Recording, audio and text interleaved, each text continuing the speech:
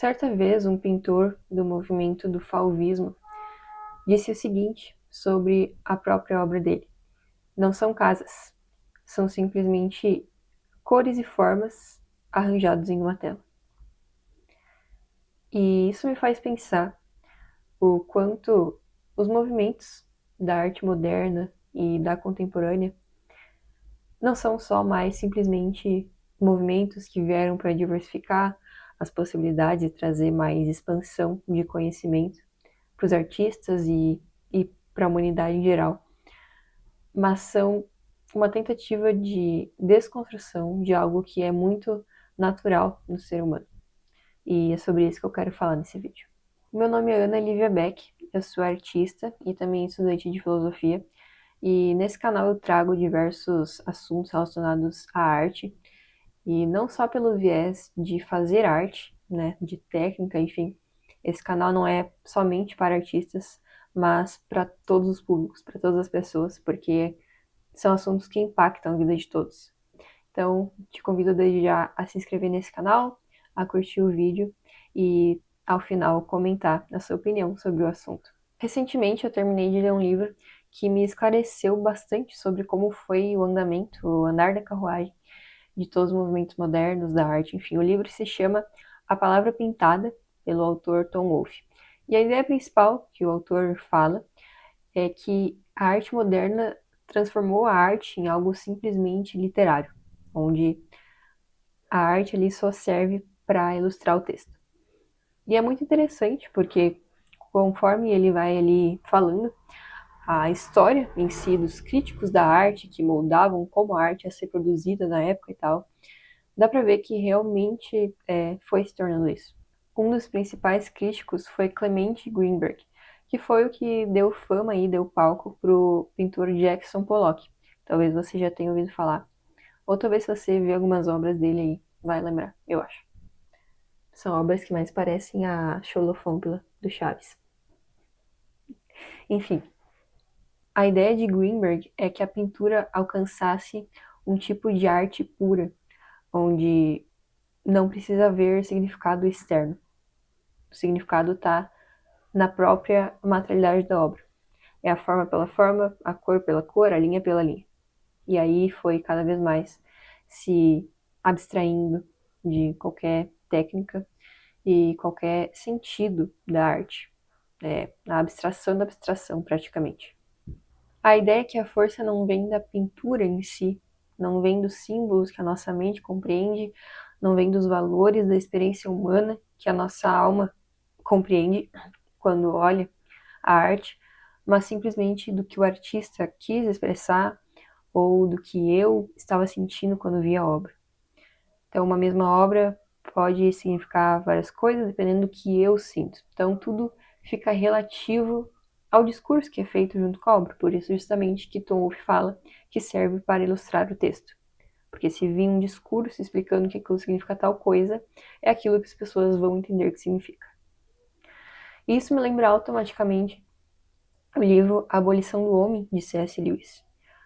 Ele cita um livro que é chamado de Livro Verde, por ele, porque ele não quer falar qual é o livro real, onde dois personagens eles veem uma cascata e um dos personagens ele fala que essa cascata é sublime, né? Ele define aquela paisagem, aquela beleza que ele percebe como sublime. E o autor daí argumenta falando que, na verdade, a cascata em si não é sublime, e que o que é sublime são os sentimentos que ele estava assistindo na hora. E isso cola muito, isso combina muito justamente com essa ideia da arte moderna. É uma negação de valores intrínsecos em algo. Tudo depende do que eu sinto, do que eu acho. Só que tem um problema nesse tipo de ideia que poucas pessoas falam. Porque se a nossa percepção for reduzida simplesmente a algo científico, a algo material, a algo relativo ao que eu estou sentindo, ao que eu acho, não existe valor na própria coisa, a gente perde o que eu chamo de sentimentos contemplativos. E Platão, na República, já falava sobre a importância da contemplação. Aquele cujo pensamento se entrega realmente à contemplação da essência das coisas, não julga agradável contemplar a conduta dos homens, declarar-lhes guerra e encher-se de ódio.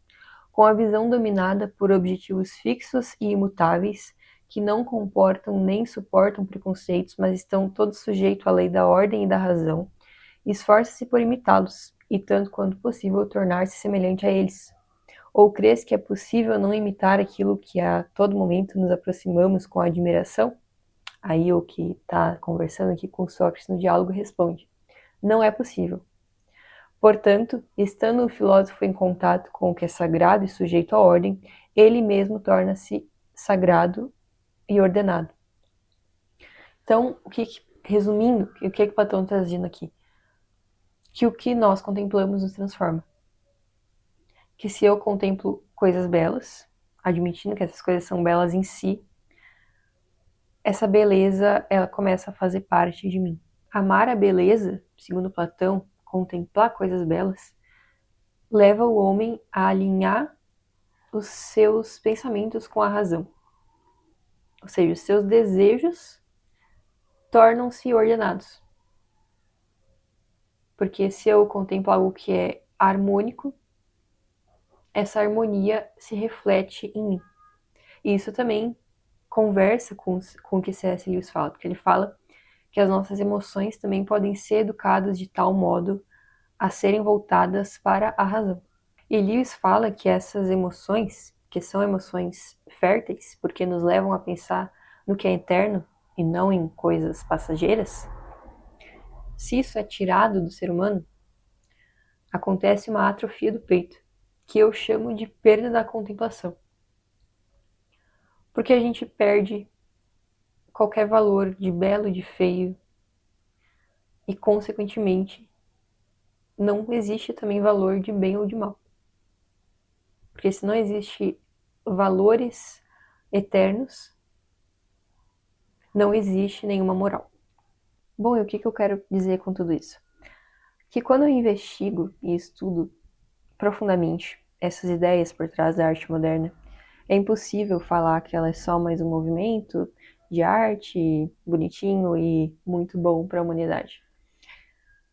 Porque eu vejo ela como uma participante ativa do que C.S. Lewis chama do processo de abolição do homem, onde nós somos simplesmente um amontoado de células sem propósito, sem valores externos e eternos que nos guiem a uma vida plena.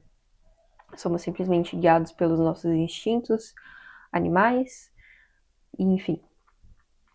Ocorre uma diminuição da nossa dimensão humana, espiritual e transcendente. Então eu vejo que a abolição do homem ela anda lado a lado com a tentativa de abolição da arte. Então, esses críticos políticos e artistas, eles tentam desatrelar a arte do bem e do belo, porque a própria ideia de belo é relativa. Então, não tem como, simplesmente.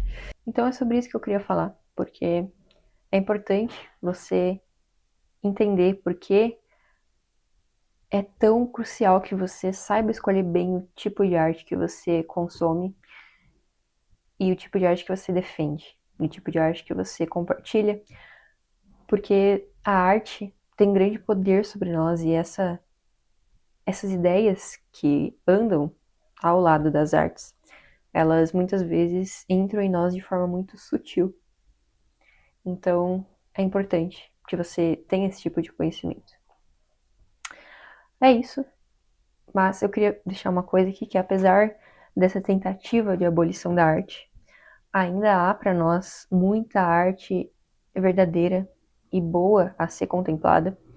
E se você quiser, convido você a conhecer a minha arte lá no Instagram, @AnaBeckArt. E se você gostou desse vídeo e gosta desse tipo de conteúdo, de novo, reafirmo aqui para você se inscrever nesse canal.